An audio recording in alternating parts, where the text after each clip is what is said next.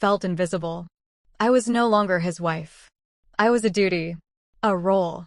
Someone to manage the house, schedule appointments, and make sure there was food on the table when he bothered to come home.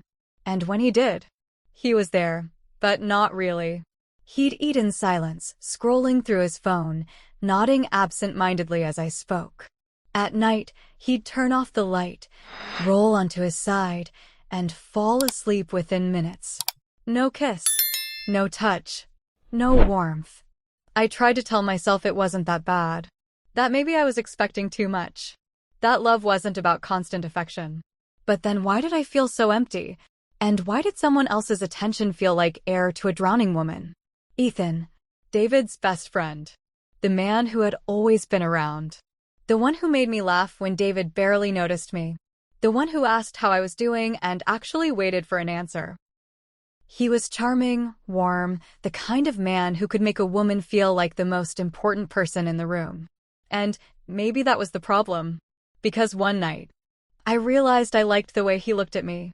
It started with a dinner. Nothing unusual. Just the three of us. David, as usual, was distracted, checking emails, barely engaging in conversation. I don't even remember what I was saying, but halfway through my sentence, I noticed Ethan watching me. Not just watching. Like he saw me. Really saw me. It was subtle, but something shifted in the air between us. A tension. A charge. The kind that shouldn't be there. And for the first time in years, I felt beautiful. Desired. I told myself it was nothing. Just my imagination.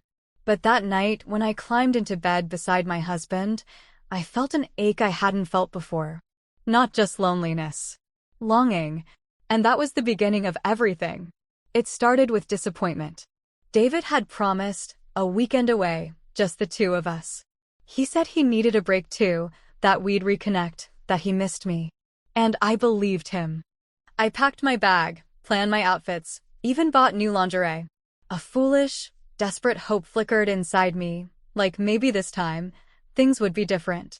But then, just hours before we were supposed to leave, my phone buzzed. A text from David. Work emergency. Can't make it this weekend. I'll make it up to you. I stared at the screen, my stomach twisting. Make it up to me. The same thing he always said. The same empty promise he never kept. I sat on the edge of our bed, my packed suitcase still open beside me. I could already picture the weekend ahead, alone in that big, empty house, another 2 days of silence, of pretending I was fine. And then, as if the universe had been listening, my phone lit up again. A text from Ethan. Dinner tonight? No reason to waste a perfectly good Saturday night being miserable. I hesitated. I knew what I should say. No, thank you. Maybe another time. But instead, my fingers hovered over the screen, my heart pounding in my ears. And before I could overthink it, I typed, sure. The restaurant was warm, dimly lit, buzzing with quiet conversation. I felt nervous, which was ridiculous. It was just dinner. Just Ethan. But as soon as I saw him, something in me tensed. He smiled, easy and familiar, but there was something else in his eyes. Something I didn't want to name. We ordered wine, talked, laughed, and for the first time in a long time, I felt like myself. Not David's wife. Not someone waiting to be noticed. Just me. I told him about the canceled trip, trying to sound indifferent, but I must have failed because Ethan shook his head and said, "You deserve better, Lisa." The words hit me like a punch to the chest. Not because they were shocking, but because I believed them. Somewhere between the second glass of wine and the easy conversation, I felt it, something shifting, something dangerous. I knew I should leave. I knew I should put space between us before it became something I couldn't undo. But then, my phone buzzed. A text from Ethan. I frowned, confused. He was sitting right in front of me. Why was he texting me? I glanced down at the screen. Ethan, can't stop looking at you tonight.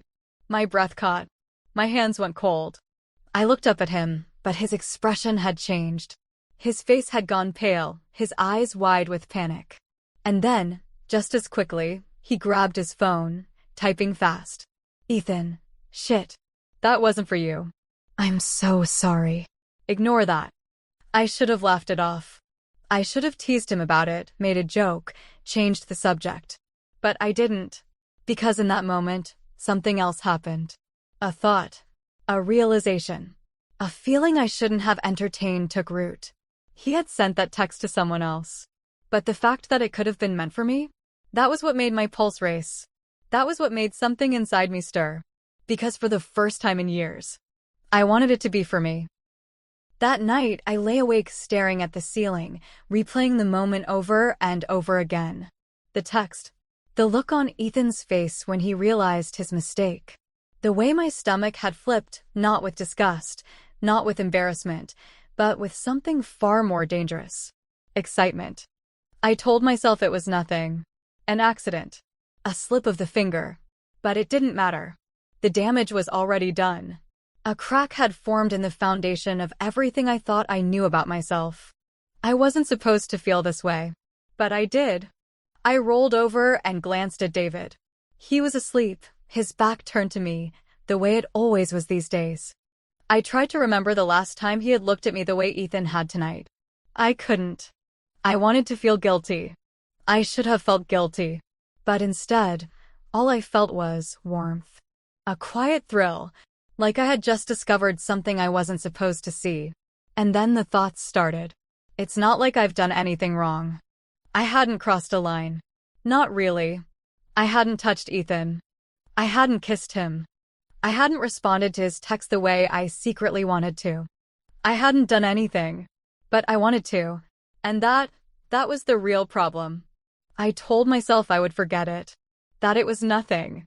That Ethan had probably already forgotten about it too. But I was wrong. The next time we saw each other, it was different. Subtle.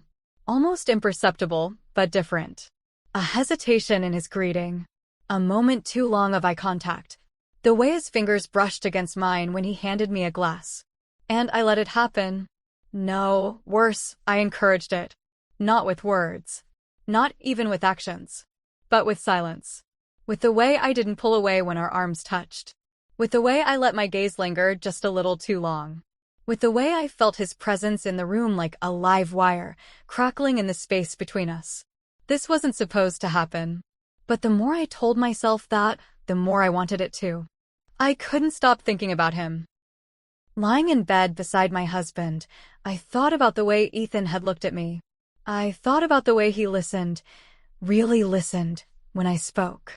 The way he laughed at my jokes, the way he leaned in when I talked, the way his voice dipped just slightly when he said my name. I thought about what would have happened if that text had been meant for me. Would I have stopped him? Would I have let it happen? I squeezed my eyes shut, trying to push the thought away. I loved my husband. Didn't I? But what kind of love was this? A love of obligation? A love of routine? A love that felt more like loneliness than comfort? I turned onto my side, watching David's back rise and fall with steady breaths. I could count the number of times he had touched me in the past month on one hand. And I wasn't imagining it anymore. The disconnect between us was real. And the more I felt it, the more I craved the attention I wasn't supposed to want.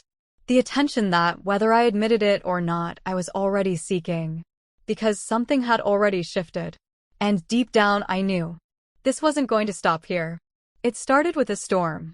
The kind that shakes the windows, rattles the walls, and makes the world outside feel like it's unraveling. David was away on another business trip, this time in Chicago. He barely mentioned it before he left, just a passing comment in the morning before disappearing for his flight. No goodbye kiss. No, I'll miss you. Just the quiet hum of our marriage falling apart in real time. The rain had been relentless all evening, thick sheets pounding against the roof, the occasional flash of lightning illuminating the empty house. I sat on the couch, staring at the muted TV, trying to ignore the silence, the loneliness pressing against my chest. Then, the lights flickered. A second later, darkness. My breath caught, my pulse spiking. I reached for my phone, my fingers cold against the screen. No power meant no Wi-Fi, and the signal was weak. The thought of spending the night alone, trapped in the storm, made my stomach twist. And without thinking, I dialed the only number I knew by heart besides David's. Ethan. He answered on the second ring. Lisa? The sound of his voice made me exhale, like I'd been holding my breath all day. The power's out, I said, trying to sound casual. And David's not home. A pause. Then, do you want me to come over? I should have said no. I should have laughed it off and told him I was fine. But I didn't. Yeah, I whispered. 15 minutes later, there was a knock at the door. Ethan stepped inside, shaking the rain from his jacket. His hair was damp, his skin cool from the night air, and when he looked at me, something flickered in his eyes. Something I didn't want to name. I handed him a towel, trying to ignore the way my pulse sped up when his fingers brushed against mine. I probably overreacted, I murmured. I just hate storms. You don't have to explain, he said. I'm glad you called. We moved to the couch, a bottle of wine between us. The candlelight flickered against the walls, casting soft shadows over everything. And then, the conversation turned. Maybe it was the wine. Maybe it was the storm. Or maybe it was just inevitable. But suddenly, I was saying things I had never said out loud.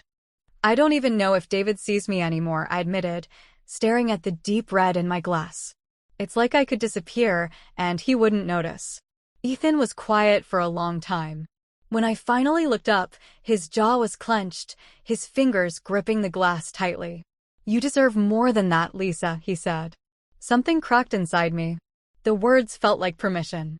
Like validation for everything I had been feeling but had been too afraid to say. And before I could stop myself, I asked, have you ever felt that way? Like, you're just there? Like you don't matter. He exhaled sharply, shaking his head. Every damn day. I swallowed hard. With who? His eyes met mine, and there was something raw in them, something that made my breath hitch. Does it matter? He said softly.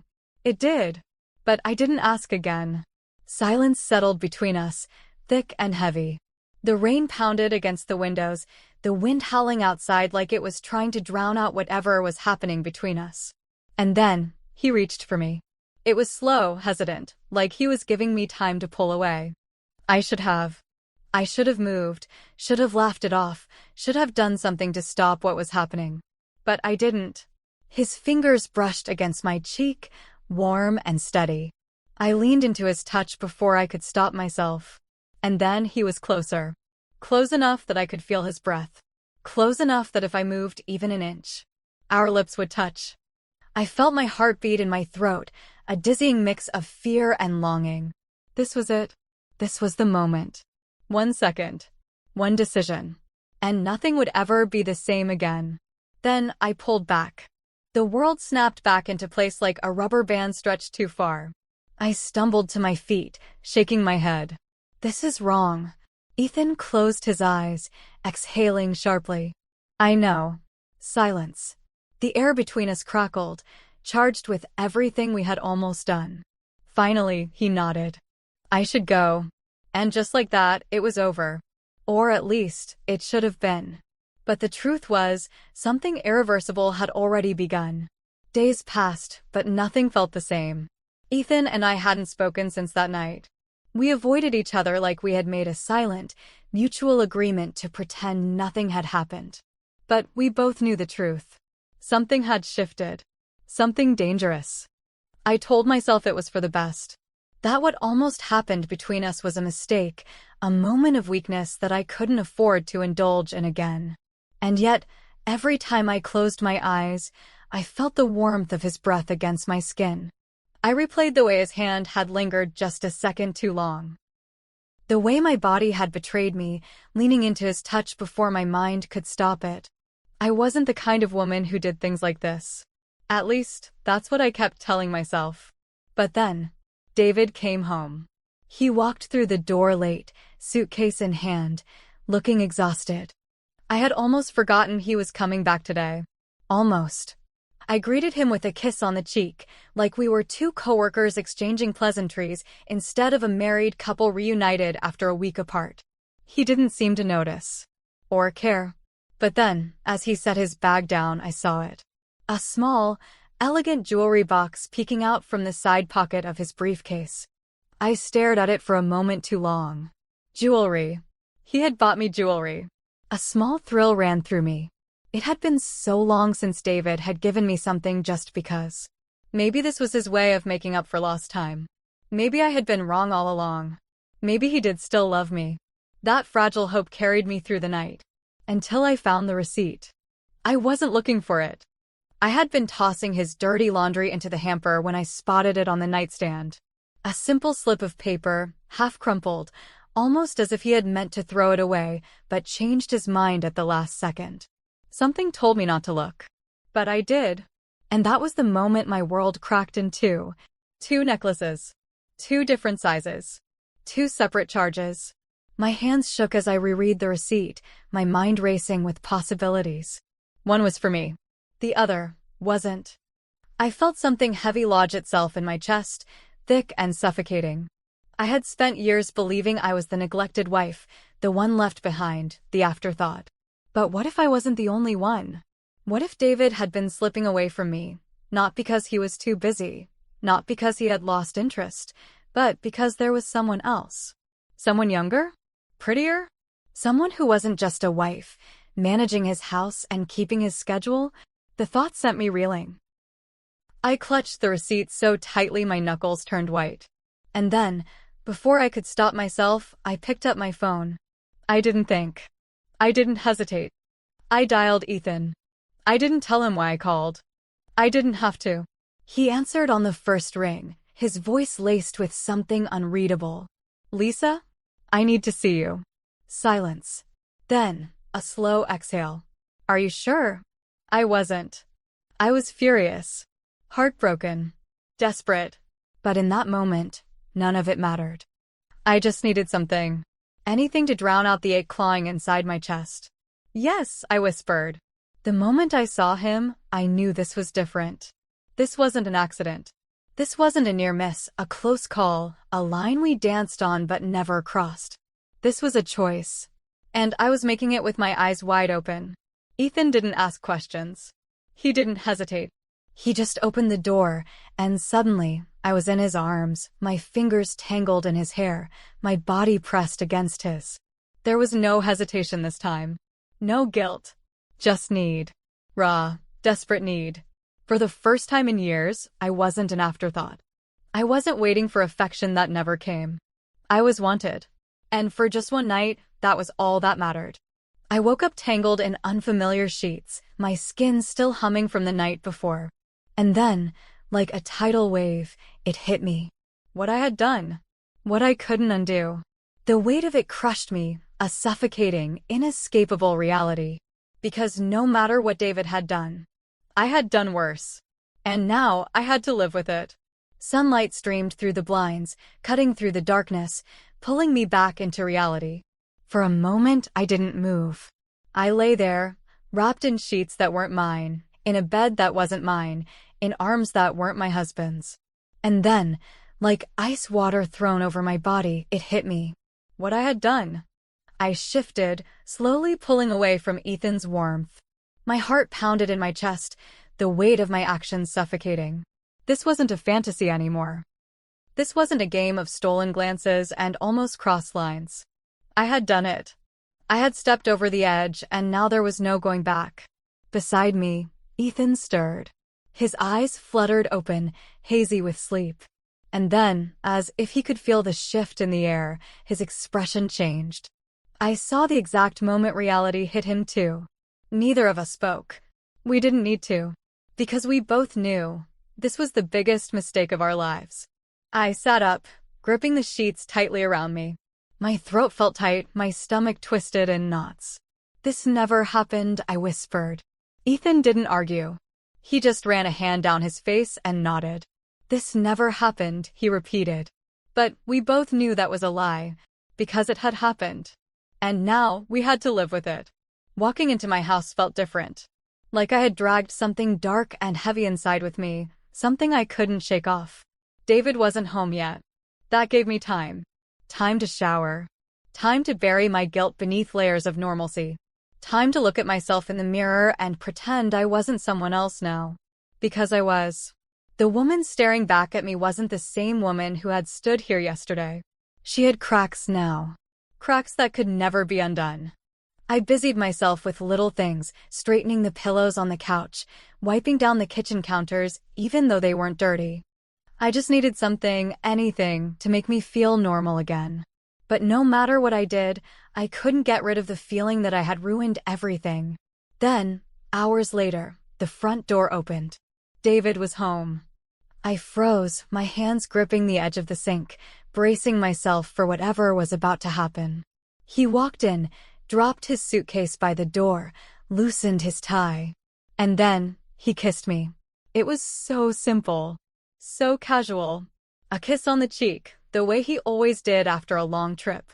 Like nothing was wrong. Like everything was normal. I forced a smile, my heart pounding. "Missed you," he said, shrugging off his jacket. I could barely get the words out. "Missed you too." I studied him carefully, looking for signs. Looking for the guilt, the unease, the weight of betrayal. But there was nothing. David was acting completely normal. No signs of nervousness. No hesitation. No guilt. And suddenly, the thought crept in. What if I was wrong? I swallowed, my mouth dry. I saw the receipt. David frowned, distractedly checking his phone. "What receipt?" "The one for the necklaces," I said, forcing my voice to stay even. "2 of them. Different sizes." For a split second, my heart stopped. Then he laughed. Not a nervous laugh. Not the laugh of a man caught in a lie. A real, genuine, harmless laugh. "Oh, that." He shook his head. "One was for you, and the other was for my sister's birthday. I told you she wanted something simple this year, remember?" His words hit me like a punch to the gut. My breath caught. I stared at him, my mind struggling to process what he was saying. The second necklace wasn't for another woman. It was for his sister. David never cheated. But I did. I felt the blood drain from my face. My stomach twisted so violently I thought I might be sick. He kept talking, completely unaware that my entire world had just shattered beneath me. And I stood there, nodding, smiling, pretending. Because what else could I do? I had spent years feeling like the victim. Like the woman left behind. Like the one being betrayed. But I wasn't the victim. I was the villain. And now I had to live with it. That night I lay in bed next to David, staring at the ceiling, feeling like I couldn't breathe. The room was dark, quiet, filled with nothing but the soft rhythm of his breathing. He had fallen asleep quickly, unaware that just hours ago, I had been in another man's arms. Unaware that I had just betrayed him in the worst way possible. I turned my head slightly, watching him sleep, my chest tightening with something